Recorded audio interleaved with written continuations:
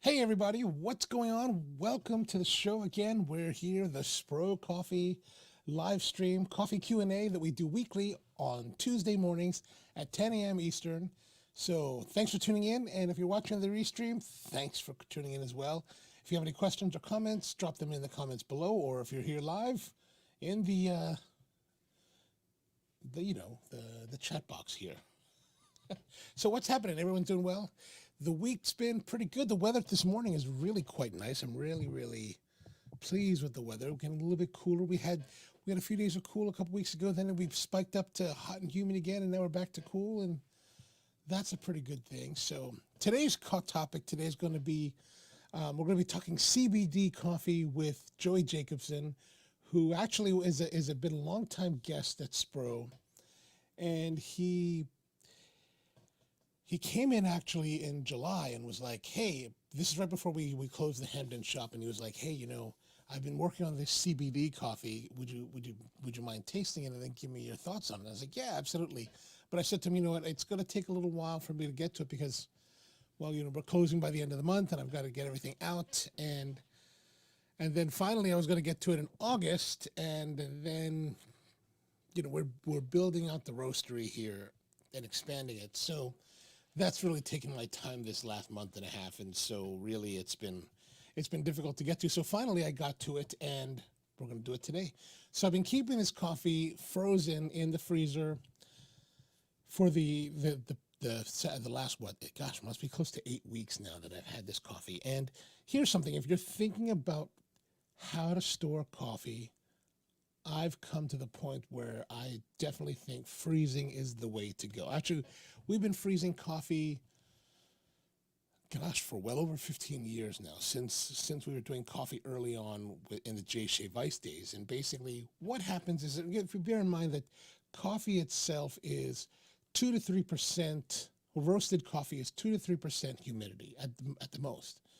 Right? So a lot of the things that you worry about with freezing, let's say foods, like for example, if you take green beans and you freeze them and then you thaw them out, you really get this, it's really terrible. Like it becomes very mealy because basically or tomatoes even, because you've frozen it and the water content is so high that it basically ruptures the cell structure of the vegetable, causing, when it finally melts down, that, oh man, it's just brutal. I mean, I think tomatoes you could probably freeze and use in a sauce where it wouldn't matter, but if you're trying to eat it as a whole, it's very disappointing. Like I did hardcore very like that, the green beans, years ago when I was first starting out. We vacuum sealed them and then froze them, and whoa, that was a mistake. But I think it's also a combination, because you could do blueberries and stuff like that and freeze them, and you get good results overall. And maybe also with the green beans, like commercially green beans, but I think those guys are doing it under much more severe, or should I say quick conditions. So they're like rapidly freezing them at very low temperatures, which minimizes the cell or the crystallization of the water that would destroy the cell structure. So, but in coffee, because there's such a low water content, we really don't have to worry about that. And so you have a lot of people that will argue against freezing and say things like, oh, you're going to have, it'll get condensation, but really there's not much to condensate, right? Like you've seen it, like you've gotten, something like summers here in Baltimore, you'll take like your cold beverage, whether it's iced water or let's say cold brew coffee, and you'll be sitting outside and condensation forms on your cup because there's a lot of moisture. There's a lot of moisture in the air. There's a lot of moisture in the cup, and there's a lot of temperature differential that is causing this. However, in coffee, you're not going to have that because there's just not that much moisture content in it. And also, when you're freezing coffee, you're not necessarily going to take the whole quantity of coffee that you're freezing and thaw it all, use it, and then refreeze. You're just going to pull the quantity you need. So what we do is basically all the coffees that I get, I toss them in the freezer, and then when the time comes that I want to drink it, I measure out 24 grams or whatever, how much I need, and then I'll grind it right away. Actually, I don't wait for it to thaw. I just grind right away. And that's really a great way to do it. And what we did is years ago, I was kind of suspicious about whether or not freezing is a great idea. And what happened was that James Hoffman, who's a friend of mine, he gave me some coffee. This is back in April of 2009. He gave me some coffee, and I was like, okay, let me, thanks, man, I appreciate it. And so it was their Square Mile espresso blend. So I took it, and I thought, you know what, I'm going to use this. I'm going to do an experiment with it. So I took it home. I cupped it critically, made cupping notes, and then put the coffee in the freezer and stored it away. That was in April of 2009. Fast forward 6 months to about the late October 2009, and we were training the new baristas for Hamden at the time. And by this point, they were 2 months into training, and we had been cupping coffees every week, and I'd been training them on how to cup, how to taste, how to get up to speed with recognizing flavors and, you know, having their own vocabulary of coffee.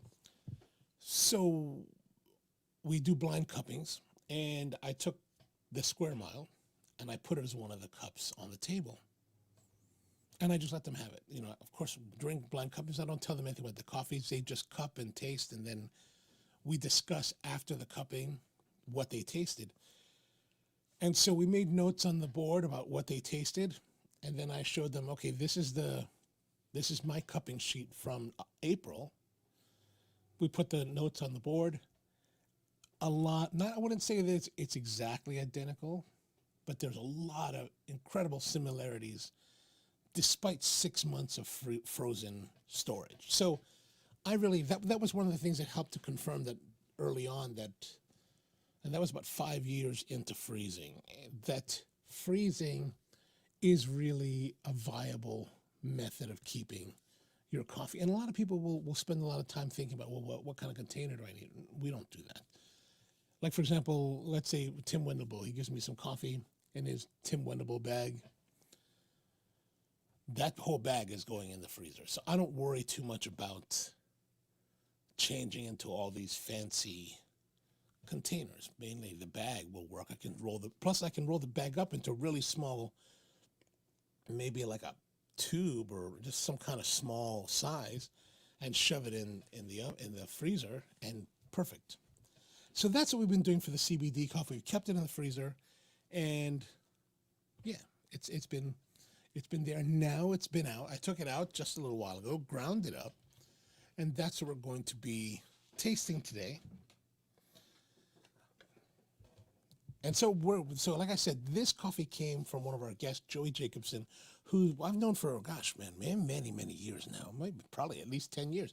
And Joey's a really good guy. He's a photographer that's really into coffee. And when he sent me a message not too long ago, maybe last week, he's like, hey man, did you get to try the coffee yet? And I was like, I'm sorry, dude, I haven't got to the coffee.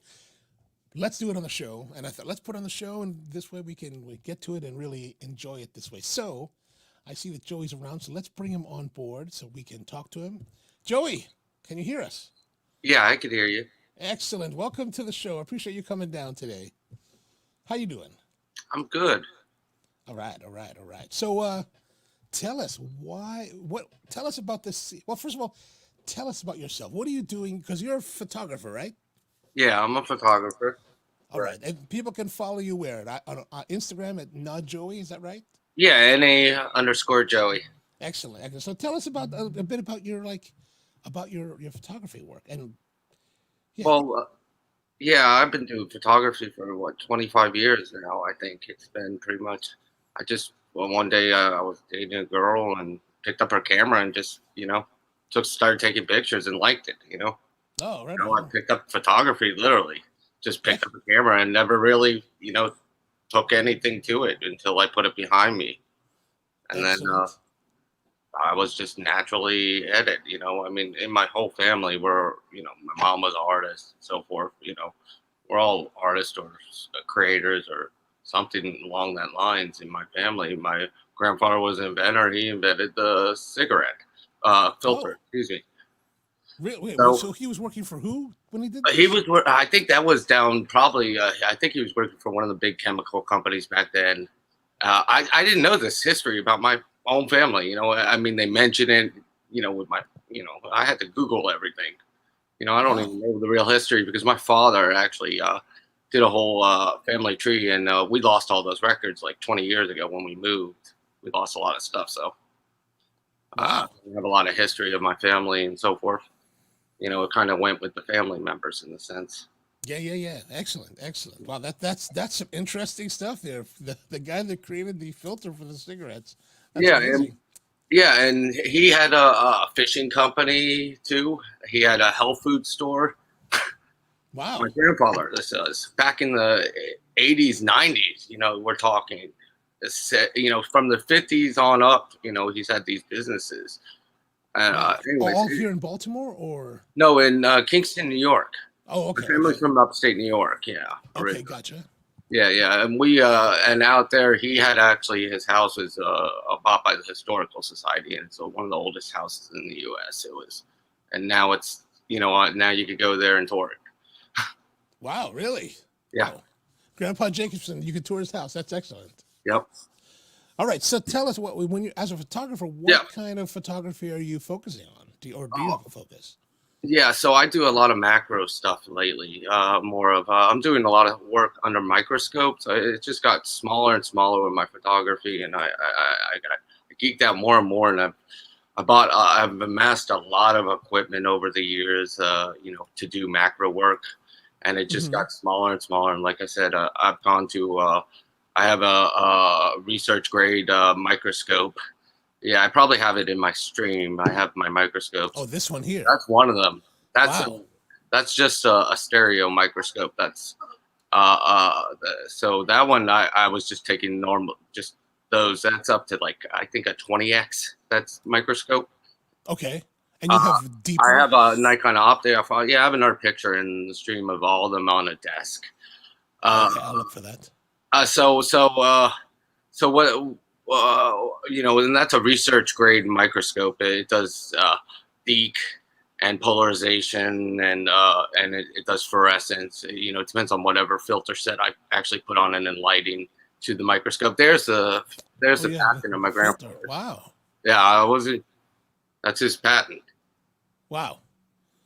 So 1963. Amazing. Amazing. yeah, I didn't even know really. You know, I had to look up this stuff. My family would talk about things like that. And this is some of my equipment. Oh, this And one here. Yeah, yeah, here we are. So you're a Nikon shooter mainly? yeah, I shoot Nikon mostly. It's just what I picked up and what felt good in my hand. Okay, That's how excellent. I picked up a camera. Everything was ergonomical. It's what worked. And I never switched. It was pointless. I just kept going because it's all the equipment. It all transitions. I'm using generic, and I don't use anything really. I just go for the sharpest thing nowadays. Okay. And what I noticed here with the Nikons, the Nikon mount hasn't changed in generations, right? Is that correct? Correct. Yeah, Wow. that's the whole thing. Well, they just changed it now.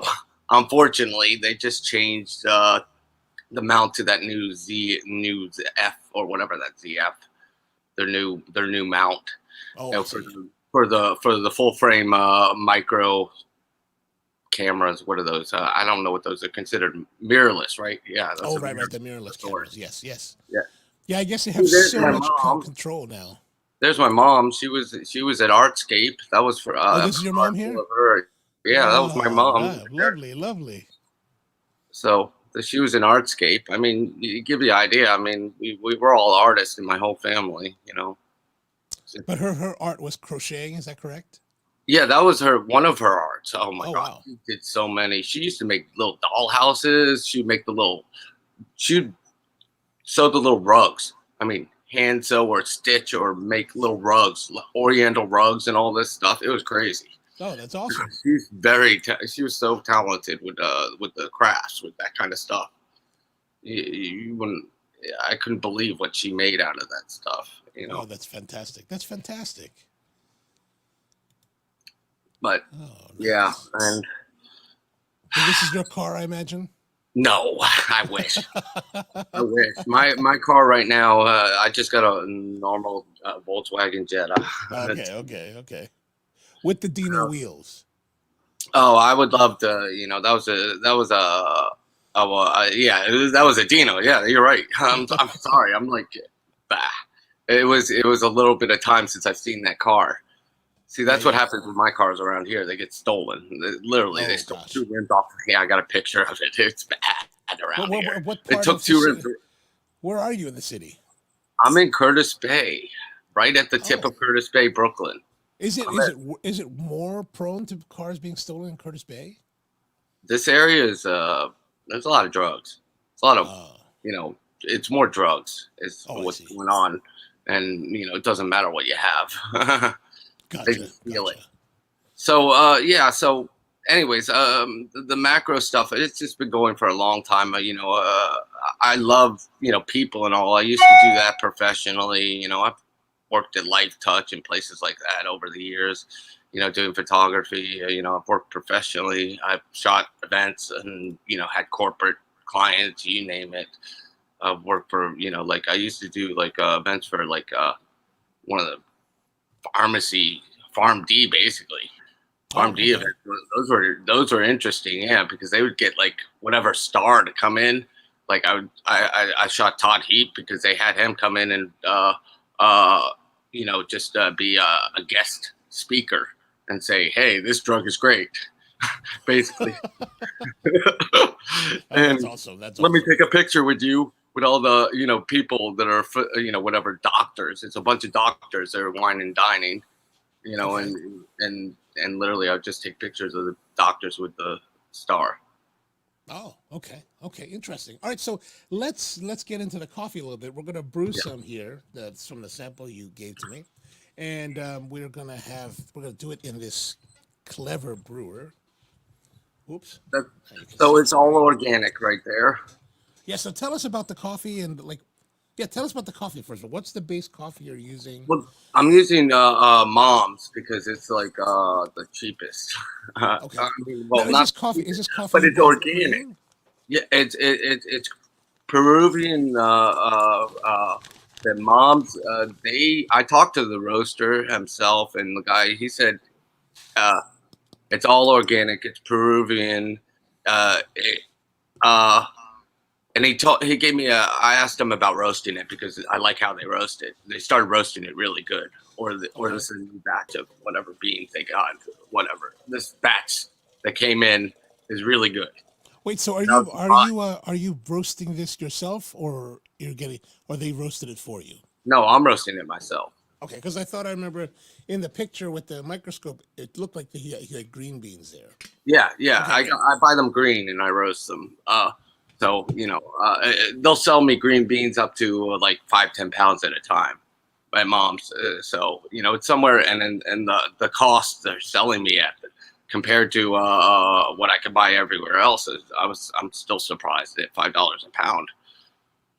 Oh, okay, okay. Not that Yeah, bad. Not bad. Not yeah, bad it's not for bad at all. I mean, how they. especially for that quantity. Yeah.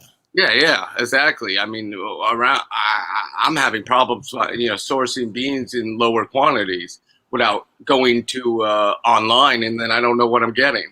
You know what I mean?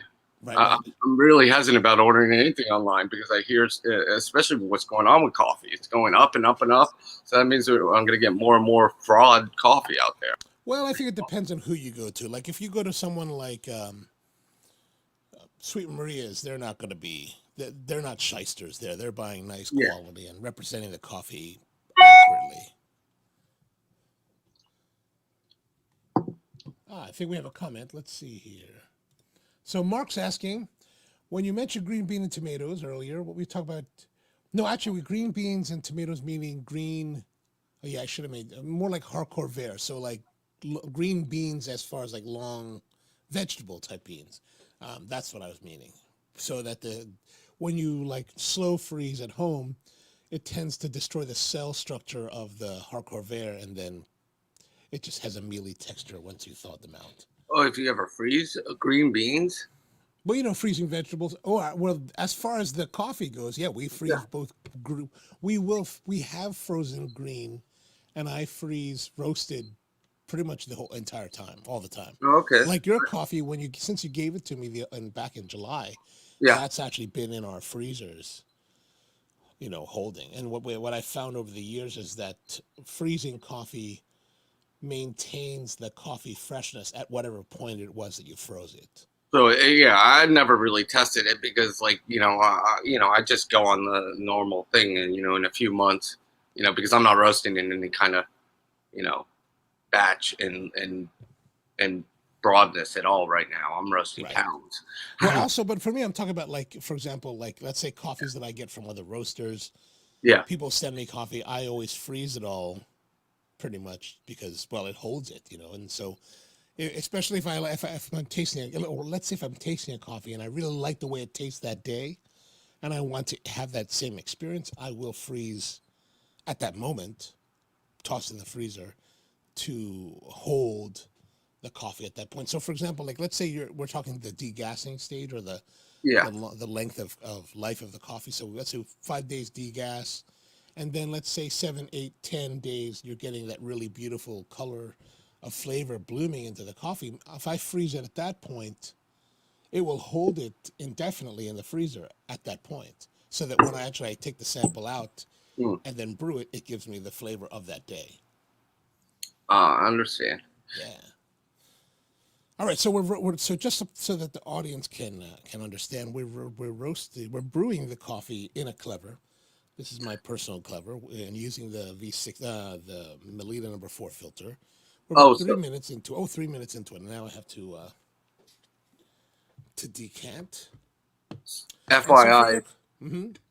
so the hemp, the hemp that I got from, I met I've become friends with the actual farmer now. Oh, okay. So That you're talking about the hemp that the CBD is derived from? Is that correct? Yeah, correct. Okay. So I sourced. I was trying to source out organic hemp out around in Maryland if possible, and that's a hard task. And I found one grower, and I contacted him, and he finally got back to me, and I was like, "Hey, look, I want to roast coffee together with CBD," and I'm like, "I need some organic hemp. Can you send me samples or anything? Because like people think I'm like crazy because they, nobody takes you serious, in these worlds. It's so weird. It's like the cannabis world is just like a good old boys network. Unless you go and flash a lot of cash, they don't care. You know what I Okay. mean? So how did you get this guy to give you some hemp, or to sell you hemp? I started talking to him and telling him about ideas, what I want to do with what kind of stuff and why I want to contact him, and so forth. And he was like kind of interested in like more stuff, the same kind of stuff I'm into, like. And we started talking, and then we started talking on the phone, and he's like, "Hey, we should, and then he's like, "Yeah, I'll bring out some samples and blah blah blah."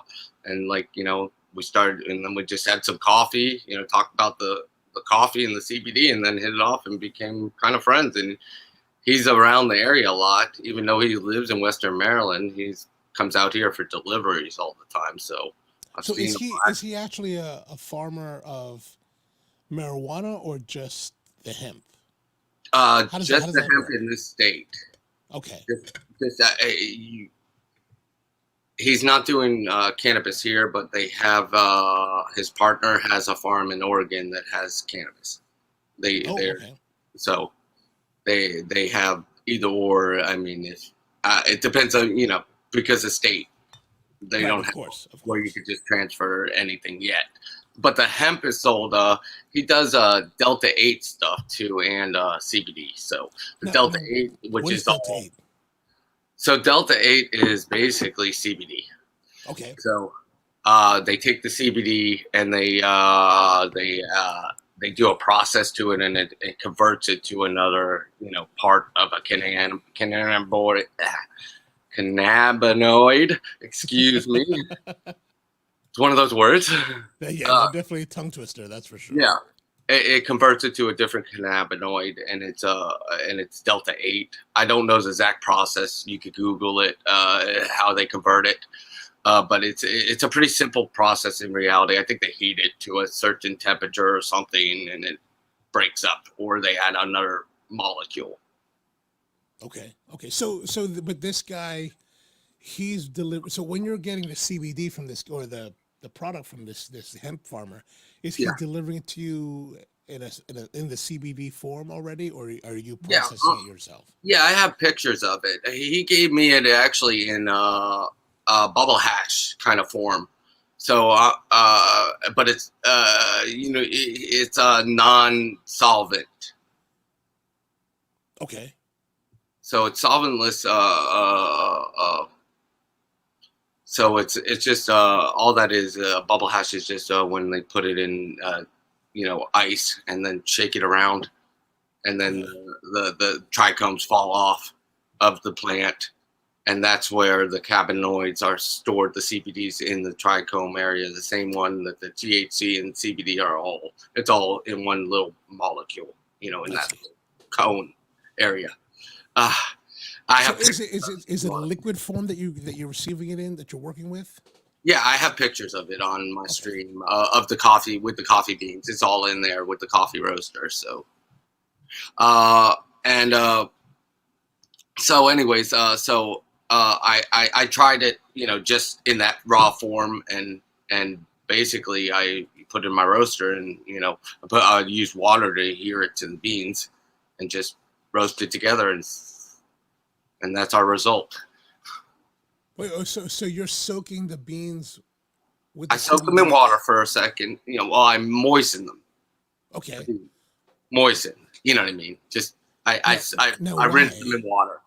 Why? To adhere the CBD Okay. to the beans, so when they're tumbling around, there's some adhesion to them, so that it's a powder. Like, Oh, it's a powder. Okay, it's a powder. yeah, Okay. that's why I'm using the water.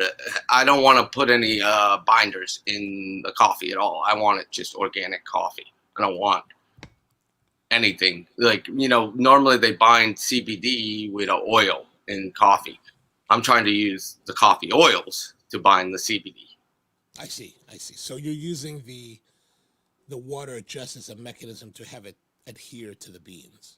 Yeah, because the CBD and roasting temperatures are decarboxylation temperatures are about the same Okay. temperatures.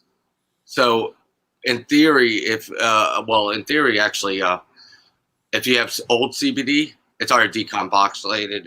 After about 60 to 90 days, it's going to turn to it's going to transform itself.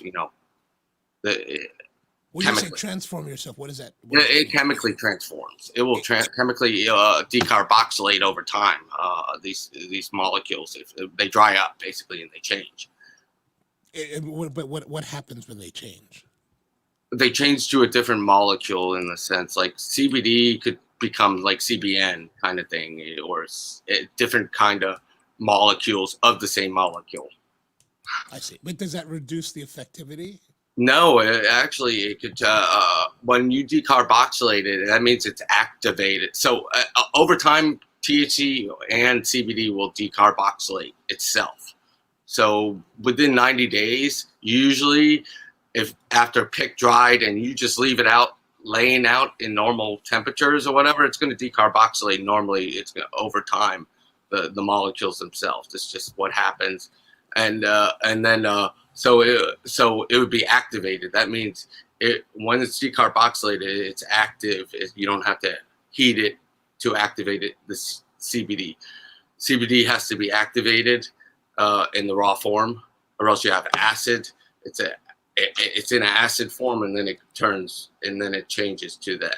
Just like THC's in an acid form, and then it converts to THC. It's THCV.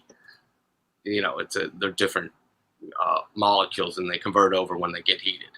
Okay. Okay. So during the decarboxylation, but we're roasting about the same time about decarboxylation. So if I have a little older CBD or hemp laying around, it's actually, when I roast it together, it should be fully decarboxylated, activated, and you're not going to taste it unless there's a little bit taste from the actual plant, and that's why I'm using organic. So it's Okay. all, there's no chemical, nothing was used on the plant.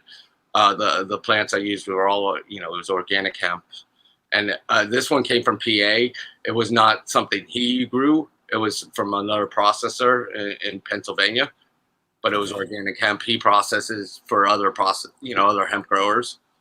He gave me a bunch of different lots to to test out in the coffees. So I'll get different tastes, I guess, a little bit, a variance. Okay, and then actually we have a question here from one of our audience. So Mark is asking, is the bubble hash already decarbed? No, it is not. Technically, it would not be because it was in cold. Bubble hash is derived from cold, so it would not be decarboxylated. You'd have to decarboxylate it. Technically, when you heat it, normally how bubble hash is, used, it's torched. You put a, it depends on, in one of those cones. I don't know if you ever smoked hash back in the day, but never have I inhaled. Yeah, well, there's how hash is smoked. It's kind of a gooey substance. It's like so it would be more of a heated, it's like a cone, like one of those incense cones. It's you kind of smoke it like that. Oh, okay. Give you the idea. It kind of smothers, it's that gooey of a substance. That's how, when you heat it, that's how you want to burn it, like an incense cone. Oh, interesting. So it's a different thing. So you won't, you know what I mean? So that's when it gets heated, that's when it decarboxylates. So when it's heated, okay. Yes. So when you put a torch to it, it's decarboxylated. It's turning it to either, it depends on what's there. If it's more CBD, it'll be CBD. If it's THC, it'll be THC. Depends on what the plant produced. I mean, it doesn't matter. Technically, by law, CBD is anything 0.5. That's right now what the Farm Bill says, and that doesn't mean anything in reality. I see. Okay. I mean, genetically, with these plants, is what I'm saying. They could use whatever they want. Anything that's 0.5. 0.5. Okay. Yeah. So Mark has additional questions. So instead of smoking the hash, the heat of roasting is converting the CBDA to the active form of CBD? Yeah. Yeah. Okay. Correct. Yeah. Because I would have to Google it, but if you Google the decarboxylation CBD, it should show the conversion from the acid to CBD, and then and THC is the same conversion. Or just like I said, it's more of what the plant actually produced. If they promoted more CBD growth, then it will produce more CBD. If it promoted more CBD, THC and CBD, that's where they get these 50-50s. Depends on how they're growing these plants. There's so many different varieties now because of California. It was more California and Colorado that grew the real, but we don't. The whole thing is we don't have those here. We don't have these. They don't have the genetics really here unless they brought them over. Okay. Interesting. So the temperature of roasting is not too high for the CBD. It doesn't destroy the CBD. No. Oh, what temperature? I mean, I roasted at 220. So that's about almost on par. What you would decarboxylate at. Okay. 220 Celsius. You're talking about, right? Yeah. Okay. Well, Fahrenheit. I'm sorry. I think that's. I got to look at my machine if it's Celsius or Fahrenheit. It says. That's your finished temperature or your. My roast temperature. I think it does go down. I could ramp it up and down, but I don't have as much control. My machine's not as controllable as probably most of your machines. Mine's more a cafe thing. It's pig control, but it's how they pig controlled it. It's not the same as a normal. Well, what roaster are you using? It's IMEX, the company. I have a picture of it in my stream and a video. It's a weird little. You want to see it? Yeah. Is it on the IG? Yeah, it's on the IG. Let's see if I can scroll down to it somewhere. Oh, here it is. Yeah. It's made by I think it's a Japanese company. It was or Korean. No, I think it's a Korean company. It was. So I have a full picture, but it's about tabletop size. Okay. And how much can you roast maximum per batch? I mean, obviously here you're not roasting 3 pounds. What is that? 1.5 kilos, I think it is. But about 3 pounds. Yeah, Yeah, more or 3 pounds less. it does. Whatever. That's the max it does. That's 1 pound. I normally just do 1 pound at a time because Okay. I haven't ramped up to do three yet. That's if I start doing production. Then I Okay. start doing it 3 pounds at a time. But right now it's just experimental, and I'm gonna get a better coffee roaster because this I don't have as much control as I would like. I You see. I know, see. And so this roaster, how long are your roast times? about 20 minutes. 20 minutes. Okay. Yeah, maybe. Well, the whole process is probably about a half an hour in reality during the cool down and so forth. It goes through a whole, process. I mean, the roast is about no more than 15, 16 minutes itself. I see. Does it cool inside the drum as well? Yeah. It does the Oh. cooling. It turns off it's a quartz halogen lamp that's in Okay. there. Hmm. That's the heating element. So it turns that off, and then it turns a fan on, and it just and it tumbles and cools it down. So it's a pretty ingenious machine. I mean, it works pretty good. It just I don't have I can't check it. I can't just look at the beans right now as they're roasting. I got to look at them Right. visually, Right. smell like you would have with your roaster. There's all kinds of things you could do. I have no control. Once it starts going, it's on its a little it's a program that's in the machine. That's Oh, I see. I see. pre-programmed. I don't have control over that. I was thinking about doing some Adreno and starting to control it manually. You know what I mean? Oh, I see. Hack into it, kind of Yeah. thing. Okay. Yeah, Gotcha. we'll just go into the temperature controls and so forth. It's pretty simple. They're all, basic, sensors. Oh, nice. Nice. All right. Cool. So tell me what brought about this exploration of CBD in coffee? Well, my conditions basically, because my health conditions brought me to all this. I mean, coffee I've always used, for and I never realized what I used it for until more recently. And then I realized what I used it for. It wasn't for more of a stimulant. It was more for pain, and I didn't Okay. ever realize it. That it alleviated my pain. I realized that coffee alleviates nerve pain a lot. Oh, I okay. have a lot of nerve pain because of the conditions I've had more recently. In the last 2 years, I've developed a new autoimmune disease, I was told, and I've been diagnosed with hi, Stels. Sorry, my cat. I can't even pronounce it. Perugios. I can't pronounce it right, but anyways, it's lesions all over my body, Oh my. and I've had a lot of pain because it's nerve pain because it affects the nervous system, and I don't know. This just came out of nowhere since COVID, basically. Hmm. I mean, I was perfectly fine, but it's caused a lot of pain, and that's why I more went to the CBD more of. And I've been, because I saw all the normal traditional doctors, and they basically kept ignoring my issues because I have so many. I mean, I have a lot of other underlying conditions with pain and all that because I was born with hip dysplasia, bilateral hip dysplasia, and I've already had one hip replaced. And my other hip is going bad. I have a labrum rip in it. Oh wow. I deal with Okay. that. I was already dealing with that on a daily basis. And I had all this back pain and all that, and spasms all over. But come to find out, it was this new condition that was causing all that I didn't know that was dormant in my body. So and that's why I in the last few years, that's why I went to cannabis for my Okay. pain because it just got so great that the doctors were basically failing me. I see.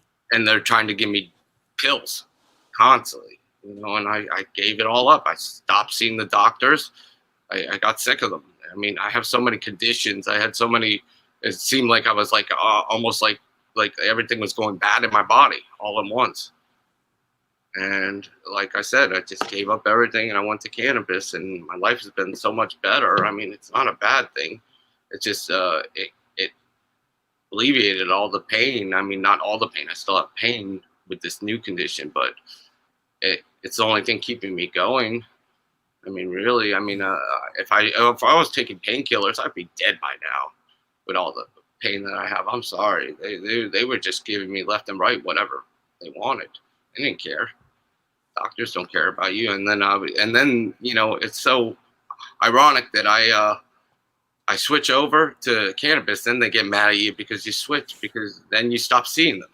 And they're like, where you been? When you need to see them again.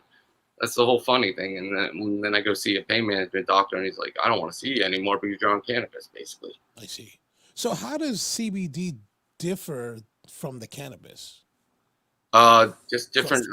So, like I said, it depends on how they raise the plant, basically. Well, I mean, and I don't mean necessarily that much, but in its application for you, like you'll do both cannabis as a consumable product with the THC, and Yeah. you're also taking the CBD. Why both? And like, how are you? Well, they do different properties. That's why. Okay. So CBD is anti-inflammatory, anti-pain kind of medication. It's like Tylenol. It's like a massive Tylenol to think of, you know, but with anti-inflammatory properties, which Tylenol doesn't address. That it addresses pain and that's white widow bark. So FYI, my Jessica, my girlfriend, she's a botanist and herbalist. So she tells me, you know, everything I've learned is because of her, because she kind of basically tells me what I'm doing and keeps me in line on those ends. Right, of course. So anyways, but the big difference is so CBD and THC. So CBD actually synergizes with coffee. There's a synergy effect with coffee and CBD. There is not a synergy effect with THC and coffee. There is somewhat of a synergy effect with THC and coffee, but it's not the same thing. Actually, they overpower. Their THC and caffeine are both same kind of drug class, so they have the same kind of bond, which is I can't remember exact kind of bond, but anyways, where they're partial agonists. That's it, a partial agonist where they get in there and they could yank each other out and they overpower each other, so they fight for each other. So like most likely the caffeine's going to win more than THC in that battle, honestly, because more likely you're going to take more caffeine than THC. Oh, so interesting. Okay. So that's why you don't want to really use THC and caffeine together. I mean, they work, trust me, but the caffeine usually overpowers the THC. If you can notice, I'm not so, and I just smoked right before us. Trust me, it's overpowered it. But the CBD, if I would have had CBD with it, which I didn't right before, but if I had the CBD, it would have kind of more. It's calming. It's more a calming effect. I don't know. You're trying it, so it's. Yeah. I feel calm. I feel calm right now. It's not, it's not super jittery. You really shouldn't. All I felt was just kind of nice, calm. It was just like that coffee, and then no pain. I didn't really feel pain, and realize I'm dosing for people like me. So I'm giving you a large dose of CBD too, not like these little. So there's a lot of CBD in this drink. Yes, I maybe that's why I'm so calm. I calculated what it should be if it adhered right. If it adheres.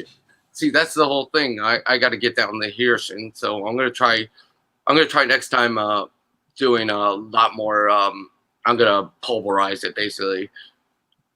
I'm gonna pulverize the CBD until it's very powdery, very super powdery. I want to see the difference between, you know what I mean, different consistency, different roast. I'm gonna have to, I gotta play with this. Well, how much? So, for example, for your 1 pound batch, how much CBD are you adding? I put a gram in. That's a lot of CBD. That's A a lot. gram of Okay. CBD is so we guesstimated it was about I think it was about 30 milligrams per cup of Okay. CBD, which is that's a pretty big dose per cup. So So will I be hungry for Doritos soon, or? no, it's Okay. not going to make you hungry. CBD, that's THC. Oh, gotcha. I mean, it might, but I don't recall that. All right, excellent. So, but I mean, one thing I'm curious about now, when you say you spray the beans, you wet the beans down Yep. to act as a medium for it to attach. Now, how do you get even dispersion of if it's only 1 milligram? That seems like a very small amount physically. Actually, How do you get even dispersion across the 1 pound of beans? put it in a steel. I put it in a bowl and just toss it around with my fingers. Literally, Okay. you know what I mean. And make sure they're all fully coated, and then when it's in the drum, it's gonna tumbled. I see. So Okay. that's the best. I mean, yeah, that's the best way I could think. Without coating an oil, I don't want any oils or anything else in there, any binders, real other than what you would normally use in a roaster. You know what I mean? Mm-hmm. I know they would normally spray things, maybe afterwards in roasting. I don't know how they do all those flavored coffees. I was actually gonna Google that, but my understanding is they spray it after the fact. Yeah. Typically in flavored coffees, they spray it after. But will the CBD in the form that you're getting it, this powder form, will it disperse in water? Is it soluble in water? You could buy CBD that's water soluble, but that's processed, fully processed it was chemically processed to get to there. So you're not buying anything organic anymore. But you can't take your powder and disperse it in water. It won't. I could. That's dissolve.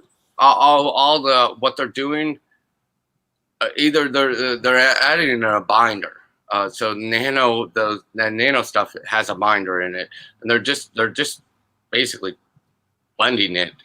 Nano blending it is what they're saying. They're just taking it into a very fine grinder, and then putting it with another binder to make it bioactive.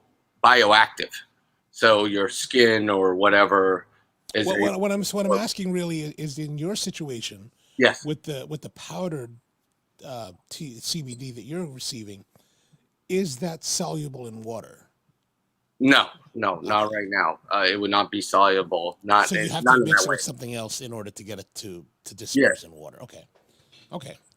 I was just curious to know, like, if it was dissolvable in water, perhaps if you dissolved it in an amount of water and then sprayed it on your coffee, that might get more even coating and even application across. Because I think that even if you're putting it in a bowl and mixing it after you've sprayed it, I'm thinking that it's sticking to it, but maybe not necessarily getting even dispersion throughout the pound. Yeah, I mean, you're more than likely right. I mean, honestly, it's just that's why I was thinking. I was gonna buy a nano emulsion thing, but it's there's like a few $1,000. Oh, gotcha. One of those machines. And then I learned that they do put a binder in, so so you're not organic anymore. I mean, it's no longer a would-be organic product if I did that too. I see. It would totally break because by that time it's processed. I mean, I think if I recall, I think I don't know what the binder is. I don't remember what it was. Right. Now, this is something that you're actually planning to put into production for yourself, correct? Yes. Okay. So yeah, I'm gonna start actually roasting this, like, I guess enough batch where I plan on doing some coffee espresso beans too, coffee coated, chocolate coated espresso beans. Excuse me. Oh, chocolate coated. Okay. With CBD added in, because I've been trying to find some good chocolate, and I was just thinking about it, and I was like, what's local and good? And all I remember, and I see it everywhere, Kilwins. Kilwins. Yeah, I'm not familiar with that. With a K, is that correct? they're in Inner Harbor, and they're in Florida too. They're in the two places that I love. All right, all right. Kilwins, Baltimore, Fells Point. There we are. Oh, right, They right there on sell 10 Thames. pounds of chocolate. I was like surprised to see that. Because I was asking them about buying chocolate because I like their chocolate, and it's good quality chocolate. So I think I'm gonna get some Kilwin's chocolate and go to town and make some coffee espresso beans. Oh, all right. I haven't tried their chocolate. Quite good, huh? Oh, it's good stuff. Oh yeah, they got it's when they make it. I mean, like there. That's Okay. why. Oh, excellent, excellent. Yeah, it's one of those things. It's just like real deal. You know, they have multiple places of this place, but you know, they're it's good stuff. Oh, yeah. Next time I'm down that way, I'll have to go check it out. That sounds great. So I keep doing, you know, so I'm gonna start doing that. I was gonna, you know, I'm gonna produce a few different products. I think with CBD and coffee, you know, and try to, and then start doing like farmers markets, and so forth. Okay. You know, So right now you're in experimental phase. yeah. What are you trying to drive towards in order to finally get to production? Well, I'm. All I have to. I got to ramp up. I got to find a supply. I mean, a solid supply of beans is really what I need, and then I want to get a little better roaster for production. But that's you know, right now my roaster will get me by.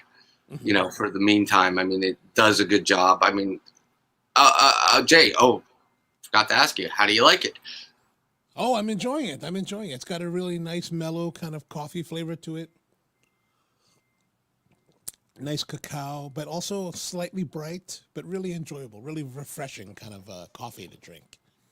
Now, I don't know about I've never really had CBD, so I don't know how I should be feeling or being affected. Like, how long does it take to take effect? Usually 20 to 30 minutes. Usually about. Oh, okay. So it should be hitting me It soon. should be starting. Yeah, it should be starting to kick in right about now. Now, how does it normally manifest itself for you? You don't really notice it. You just kind of find, like not really in pain kind of thing. It's like one of those things. It's like taking out a Tylenol. It's not really that you notice it in that way. You kind of just feel it in that way. Ah, I see. Okay. You know what I mean? Ah, okay. It's like, it's that kind of thing. It's like cannabis. I don't know if you ever smoked cannabis before. No, I've only read about it. I've only read. Yeah, that's how that works. It just, But cannabis though will hit you after a bit. yeah, There's no doubt cannabis is working. you're right. But CBD, it gets you more happy. It's more one of the. It's not so much of a downy thing. It's not like cannabis, like where it kind of makes you like, yeah, hey, how you doing? You know, gotcha. Huh? You know, THC slows me down. Right, I don't know. Right. You just want to That's chill. what it does for me. It slows me down. You never see people smoking pot and getting high and going out and fighting.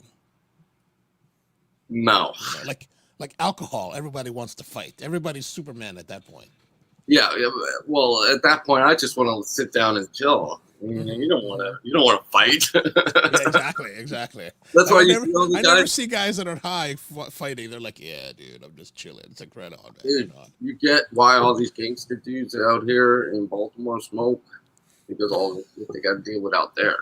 Yeah, imagine how much more violence we'd have without it that's so getting to that, actually, you know, me and Jess have been talking about this. We think the solution to Baltimore's problem would be growing hemp for all the poor people.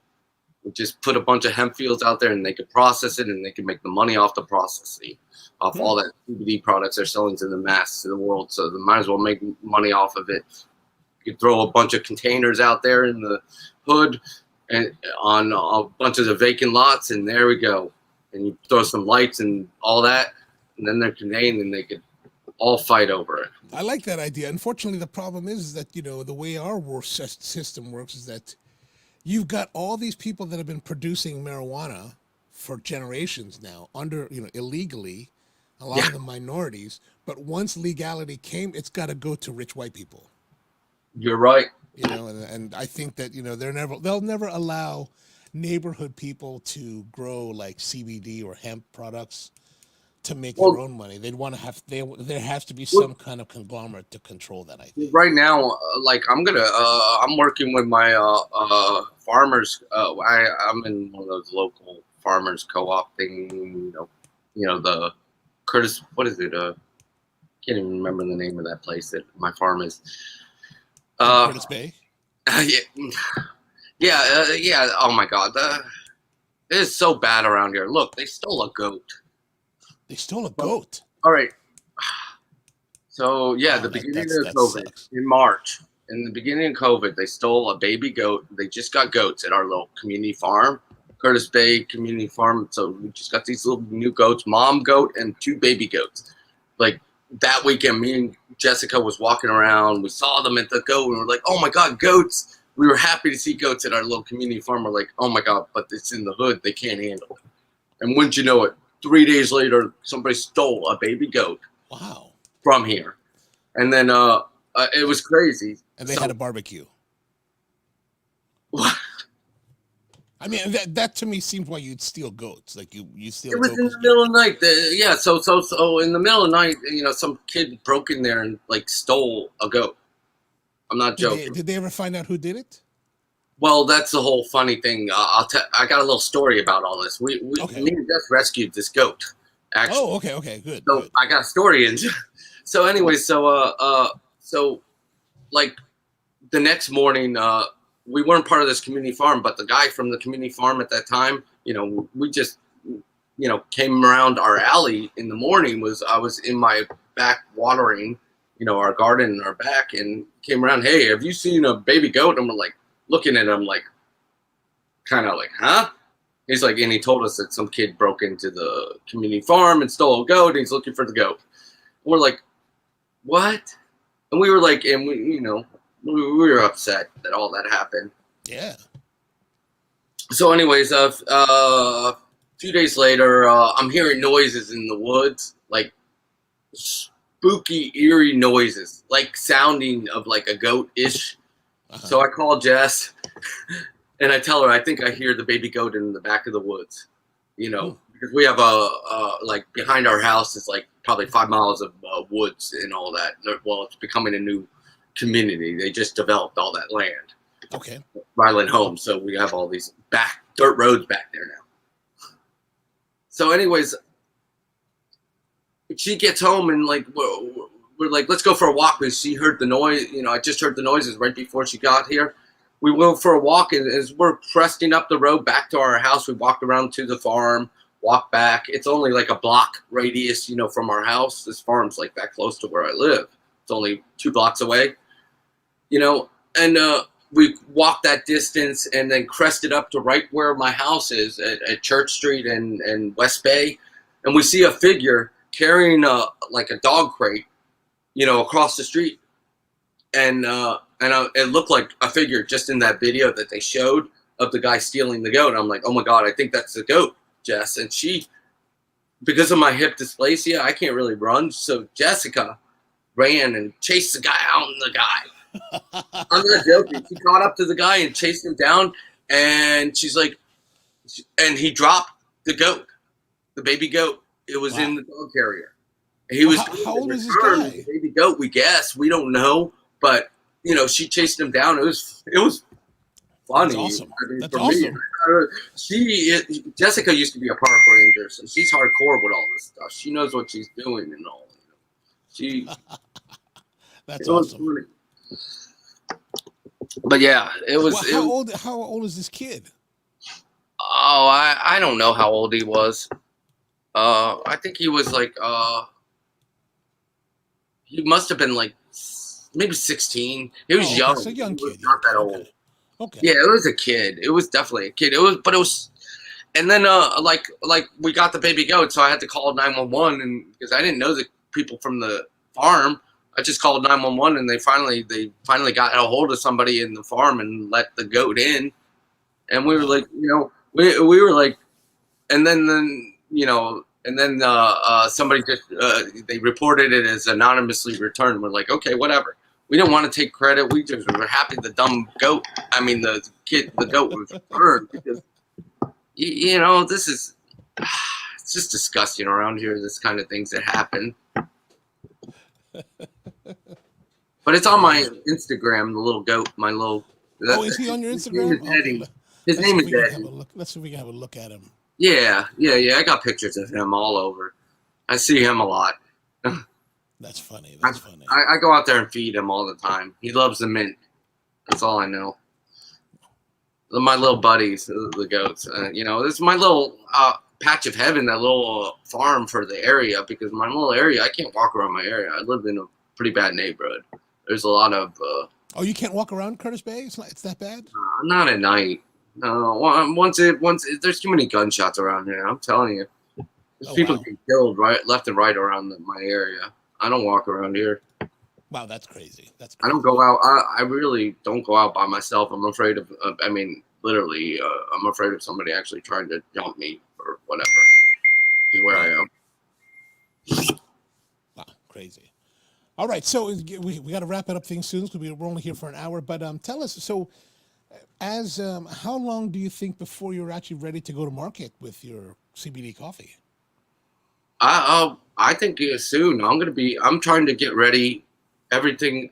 I got another plan. I got some other things in the works, but I'm trying to get ready for basically the opening of the skate park of Baltimore, the new one over in the Federal Hill. Oh, I didn't know. Okay. Right. So I'm going to try to line up. Hopefully by the spring, have everything totally going. But I think by December, by Christmas time, I should be able to have the coffee. I should be able to be ramped up enough where I'll be able to produce coffee. Excellent.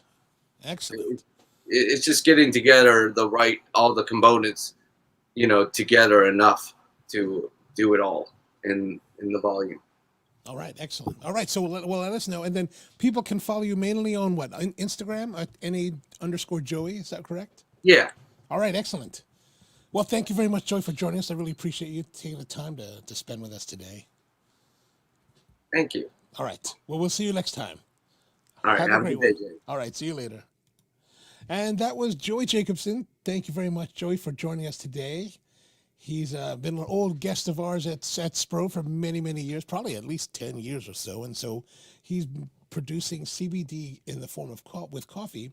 And it's been really nice so far, like nice, juicy, light cacao. Really clean on the palate and the finish. So really enjoyable. So I hope you enjoyed this look into CBD coffee today. Well, if you have any questions about coffee or anything, drop them in the comments below. We'll get to them next week on the next show. And otherwise, we're back again next Tuesday, 10 a.m.